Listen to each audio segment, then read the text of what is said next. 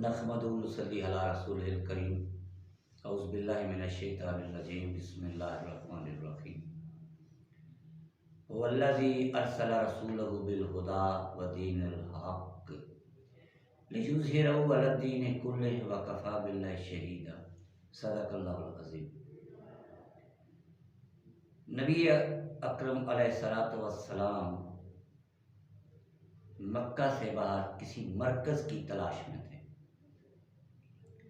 اللہ کا فیصلہ بھی تھا، پروگرام بھی، کہ ایک پوری اسلامی ریاست وجود میں آئے، یہاں اسلام کا پورا نظام زندگی کے تمام شعبوں میں اپنی بہار دکھائے اور وہ تہذیب برپا ہو جو انسان کی ضرورت ہے۔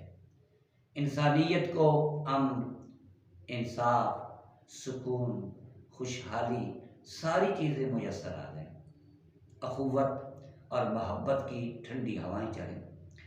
اس کے لیے حضور نے کوشش کی کہ طائف کے لوگ مان جائیں، انکار ہو گیا۔ دوسرے قبائل سے ملاقاتیں کی، کسی نے بھی آپ کی دعوت قبول نہ کی۔ یہ قسمت، خوش نصیبی مدینے والوں کے حصے میں آئی۔ نبوت کے 12ویں سال 12 افراد آئے تھے، جن کے ساتھ حضرت مصعب بن عمیر رضی اللہ عنہ معلم اور مربی بنا کر بھیجے گئے۔ ان لوگوں کی کوششوں سے مدینہ کے ہر گھر میں اسلام پھیلا، اس کا چرچا عام ہوا۔ تو اگلے سال 13 نبوی میں حج کے دنوں میں 75 افراد آئے، ان میں 73 مرد اور 2 عورتیں۔ مدینہ کے باقی سارے جو مشرکین غیر مسلم لوگ تھے یہ ان کے ساتھ ہی آئے، انہیں کے قبیلے کے لوگ تھے، لیکن بڑی رازداری کے ساتھ۔ ان میں اور حضور اکرم میں معاہدہ جو تھا اس کی خبر یا انہیں تھی یا حضور کو۔ تو 12 ذی الحج کی رات کو منا کے قریب گھاٹی میں، جسے ہم عقبہ کہتے ہیں، وہاں یہ لوگ جمع ہوئے۔ تو وہاں ساری گفتگو ہوئی، معاہدہ طے پایا اور حضور اکرم نے صلی اللہ علیہ وسلم نے فیصلہ کیا کہ بھئی وہ مدینہ آ جائیں۔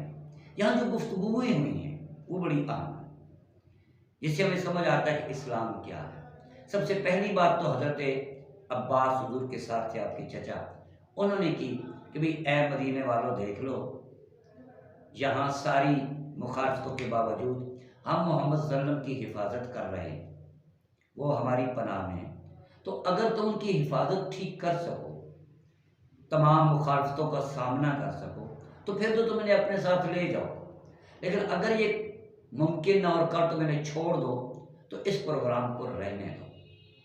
تو مدینے والے بول اٹھے کہ جی ہم آئے اس لیے ہیں، ہم جنگ کے میدان جنگ کے لوگ ہیں، ہتھیاروں کو کھلونا سمجھتے ہیں، ہم حضور کی حفاظت کریں۔ وہاں حضرت براء بن معرور رضی اللہ عنہ مدینہ کے وفد کے ایک سرکردہ آدمی ہیں، انہوں نے کہا کہ حضور صلی اللہ علیہ وسلم آپ ہم سے جو بیعت لینا چاہتے ہیں بیعت لیں۔ تو آپ نے اسے بیعت لی کہ تم میری حفاظت اسی طرح کرو گے جس طرح اپنی بیوی بچوں کی کرتے ہو، اور میرے لیے تمہیں جتنی مشکلات اور مصائب برداشت کرنے پڑے تم کرو گے، چاہے تمہیں دنیا کی مخالفت کا سامنا کرنا پڑے۔ انہی باتوں میں حضرت ابو الہیثم بولے رضی اللہ عنہ کہ حضور ہم سب کچھ کریں گے، ہر طرح کی قربانیاں دیں گے، یہودیوں کے ساتھ ہمارا معاہدہ ہے، ظاہر آپ آئیں گے تو معاہدہ ختم ہو جائے گا۔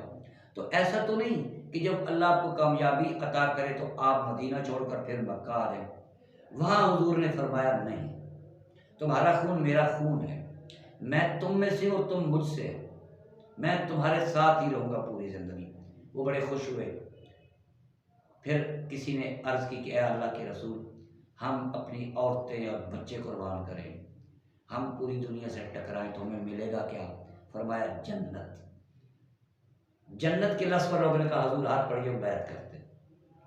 بیچ میں سے ایک شخص نے یہ بھی کہا کہ اے مدینے والوں سوچ لو، یہ عرب و عجم سے جنگ کرنے کی بیعت کر رہے ہو۔ انہوں نے کہا جی ہاں ہمیں معلوم ہے، ہم سب کچھ کریں گے، حضور آپ مدینہ آ جائیں۔ یہ جو معاہدہ طے پا گیا، اس میں پہلی بات تو یہ ہے کہ اسلام غالب ہونے کے لیے ہے۔ دوسری بات ہے کہ حضور ایک مرکز کی تلاش میں تھے، مرکز نہ ہو، کوئی اسلامی ریاست وجود میں نہ آئے تو اسلام اپنے سارے قوانین نافذ نہیں کر سکتا، دنیا سے پوری طرح مستفید نہیں ہو سکتی۔ تیسری بات یہ دیکھتے ہیں کہ مدینے والوں کو معلوم تھا کہ یہ عرب و عجم سے جنگ ہے، اسلام کے لیے میدان میں اترنا پڑے گا، اس کے مخالف سے ٹکرانا پڑے گا، یہ کوئی پھولوں بھرا راستہ نہیں ہے، جنت کے لیے اپنی زندگی، اپنا مال، بچے قربان کرنے پڑتے۔ اور تیسری بات یہ معاہدہ ہے، ذرا غور کریں، اور لوگوں نے کہا یہ ہمیں سب کچھ قبول ہے، کہیں ایسا نہ ہو کہ حضور پھر واپس آ جائے۔ تو آپ نے بڑی محبت سے جواب دیا کہ میں تم میں سے ہوں، تم مجھ سے ہو، تمہارا جو خون ہے وہ میرا خون ہے، یہ نہیں ہو سکتا۔ تو ان کی اہمیت حضور کی نظر میں کتنی ہے، حضور کا یہ فرمان بتا رہا ہے، لہذا یہ معاہدہ ہو گیا۔ کفار کو اس وقت پتہ چلا اس معاہدے کے بارے میں جب خزرج کے یہ لوگ حج کے بعد مدینے کے قریب پہنچ چکے تھے۔ پھر حضور نے اپنے صحابہ کو کہا کہ بھائی اللہ نے تمہیں ایک دارالامن اور دارالامان عطا کیا، ادھر ہجرت کر جاؤ۔ لوگ آہستہ آہستہ مکہ چھوڑ کر مدینہ جاتے رہے، اور کچھ ہی دنوں میں صرف چند کمزور لوگ رہ گئے، یا اللہ کے رسول کی ذات اقدس حضرت علی اور حضرت ابو بکر رہ گئے۔ اس کے بعد حضور نے ہجرت کی، اور اس ہجرت کے نتیجے میں اسلام غالب آیا، اور دنیا پر وہ انقلاب برپا ہوا جس کی مثال پیش کرنے سے تاریخ قاصر ہے۔ اس ساری صورتحال کا ٹھنڈے دل سے تجزیہ کرنے کی ضرورت ہے کہ آج اس ہجرت کا جذبہ اگر امت میں نہیں ہے تو کیوں نہیں ہے، اور یہ باطل کے ساتھ کھڑے ہونے کا وہ جوش کدھر گیا ہے۔ حضور کے ہاتھ پر بیعت جن لوگوں نے کی تھی وہ دنیا سے ٹکرا گئے تھے، اور یہ جو ہم نے کلمہ پڑھا ہے یہ بھی بیعت ہے۔ یہ دین مطالبہ کرتا ہے خدا رسول سے وفاداری کا، یہ مطالبہ کرتا ہے توحید، رسالت، آخرت کے اصولوں پر ڈٹ کر کھڑے ہو جانے کا، اور ہر اس چیز کو چھوڑ دینے کا، ہر اس شخصیت اور گروپ کو مسترد کر دینے کا جو اس راستے میں رکاوٹ ہے۔ یہی دین ہے، اسی کی طرف حضور نے بلایا ہے، اسی راستے پر چلتے ہوئے امت آج بھی کامیاب ہو سکتی ہے۔ اللہم صلی علی سیدنا و مولانا محمد وعلی آلہ و صحبہ اجمعین۔